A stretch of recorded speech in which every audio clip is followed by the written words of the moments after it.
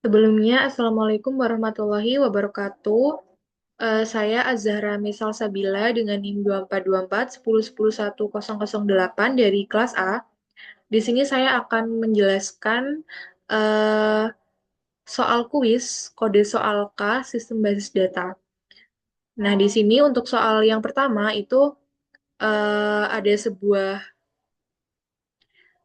soal di mana di sini menjelaskan ada tiga mahasiswa Fasilkom UNED, ada Septi dengan NIM berikut, lalu ada Sofi dengan NIM berikut juga, dan Al memesan tiket kereta melalui aplikasi Travel KAI untuk pulang kampung.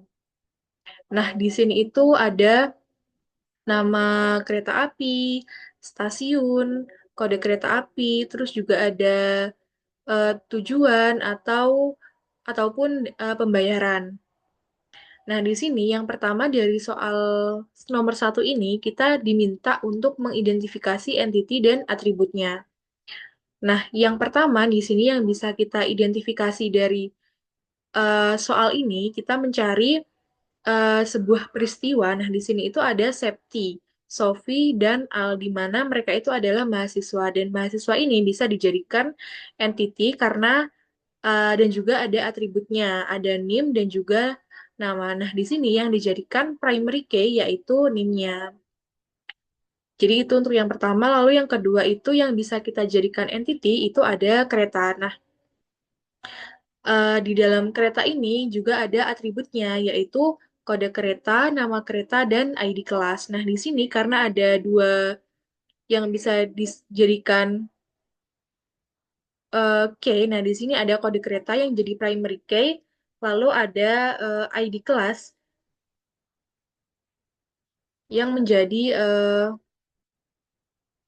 foreign key-nya.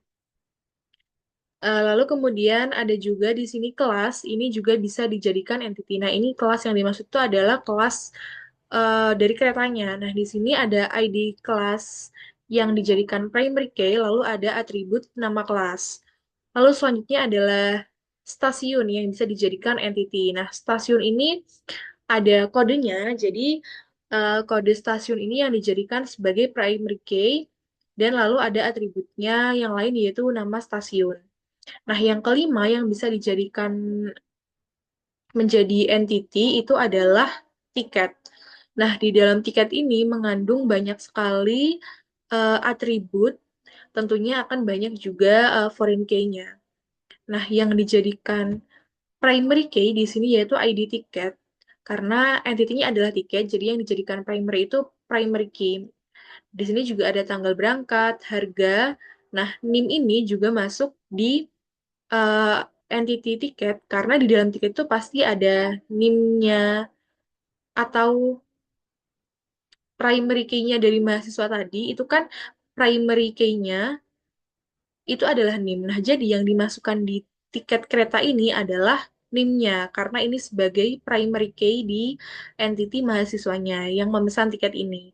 Lalu juga ada kode kereta sebagai foreign key. Nah, kode kereta itu kan tadi ada di entity kereta. Nah, jadi yang menjadi primary key di kereta ini juga jadi foreign key di tiket ini karena di tiket juga pasti mengandung kode keretanya seperti itu. Nah, jadi lalu di sini ada kode asal atau kode stasiun menjadi foreign key juga karena dia menjadi primary key di entity stasiun ini. Lalu ada kode tujuan ada atau kode stasiun juga di sini foreign key sama seperti yang kode asal tadi. Lalu ada ID metode atau foreign key-nya dari si pembayaran ini. Nah, di pembayaran yang menjadi primary key-nya itu ID metode. Jadi dijadikan foreign key di tiketnya. Lalu yang terakhir ini yang dijadikan entity adalah metode pembayaran. Di mana di sini ada atributnya ID metode dan metode. Lalu yang dijadikan primary key yaitu ID metodenya. Lalu yang B, tentukan relasi dan optionally antar entity. Yang pertama itu adalah relasi kelas dan kereta. Nah, jadi di sini one to many, yang one itu yang kelas dan many-nya itu ada di kereta. Lalu hubungannya tidak wajib dan wajib. Di mana satu jenis kelas itu bisa digunakan di banyak kereta, tapi satu kereta harus memiliki satu jenis kelas dan kelas bisa ada walaupun belum ada kereta. Lalu yang kedua itu adalah relationship antara mahasiswa dan tiket, di mana di sini hubungannya one to many dan tidak wajib dan wajib. Jadi satu mahasiswa itu bisa memiliki banyak tiket, tapi satu tiket harus dimiliki oleh satu mahasiswa dan mahasiswa tidak harus memiliki tiket. Yang selanjutnya itu ada kereta dan tiket, di mana relationship-nya yaitu one to many, tidak wajib-wajib. Satu kereta itu bisa memiliki banyak tiket, tapi satu tiket itu tidak harus dimiliki oleh satu kereta, dan kereta itu bisa ada walaupun belum ada tiket, gitu. Lalu ada stasiun dan tiket, relationship-nya itu one to many, tidak wajib dan wajib. Nah, satu stasiun itu bisa ada pada banyak tiket, tapi satu tiket itu harus dimiliki oleh satu stasiun, dan stasiun itu bisa ada walaupun belum ada tiket. Lalu yang terakhir itu relationship metode pembayaran dengan tiket. Nah, itu relationship-nya itu one to many, tidak wajib-wajib. Jadi, satu metode pembayaran itu bisa digunakan di banyak tiket, tapi satu tiket harus menggunakan satu metode pembayaran, dan metode pembayaran bisa ada walaupun belum ada tiket. Nah, lalu selanjutnya yang C itu menggambarkan ERD atau Entity Relationship Diagram lengkap dengan atribut dan relasi antar entity. Nah, di sini kita menghubungkan antar entity, relationship-nya, entity dan atributnya juga menggunakan data modeler. Nah, di sini ada hubungan antara stasiun dan tiket, di mana yang wajib itu adalah tiket, tidak wajib itu stasiun. Dan one-nya itu ada di stasiun dan menunya itu ada di tiket. Nah, begitu juga dengan tiket dan metode pembayaran, di mana yang wajib itu ada di tiket dan yang tidak wajib itu di metode pembayaran. Sedangkan menu itu ada di tiket dan one itu ada di metode pembayaran.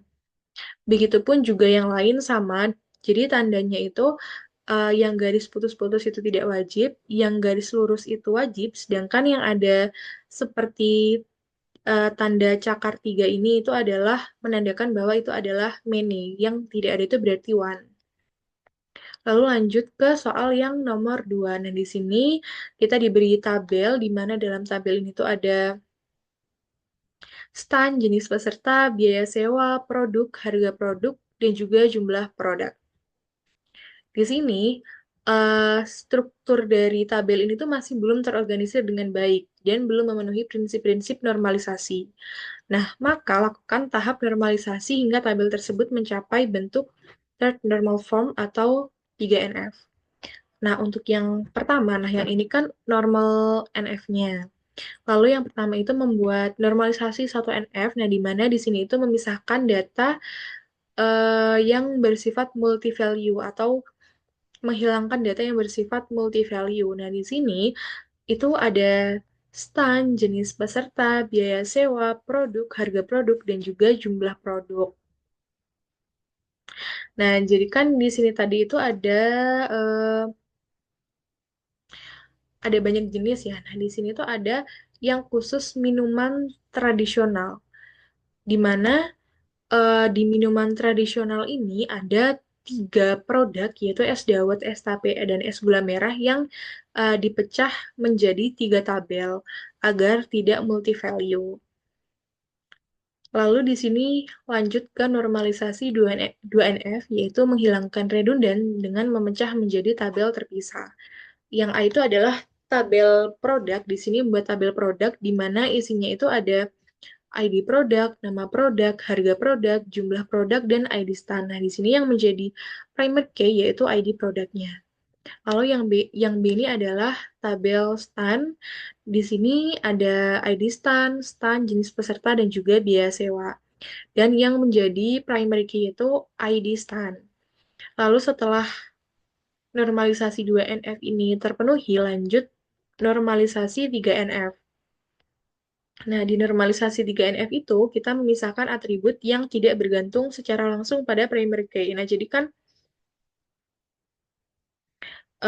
di sini itu semuanya itu harus bergantung pada primary key-nya. Nah, yang pertama itu tabel jenis peserta. Nah, di sini ID jenis jenis peserta, dan juga biaya sewa. Lalu ada tabel stand, di mana di sini ada ID stand, stand dan juga ID jenis. Nah, jadi karena sudah melewati 1 NF, 2 NF, dan 3 NF, ini adalah tabel akhir dari proses normalisasinya pada soal yang di atas. Tabel produk itu ada ID produk, nama produk, harga produk, jumlah produk, dan juga ID stand. Lalu ada tabel jenis peserta, di mana ada ID jenis, jenis peserta, biaya sewa, dan juga yang terakhir adalah tabel stand, yang isinya ID stand, stand, dan juga ID jenis. Sekian presentasi dari saya, kurang lebihnya mohon maaf. Wassalamualaikum warahmatullahi wabarakatuh.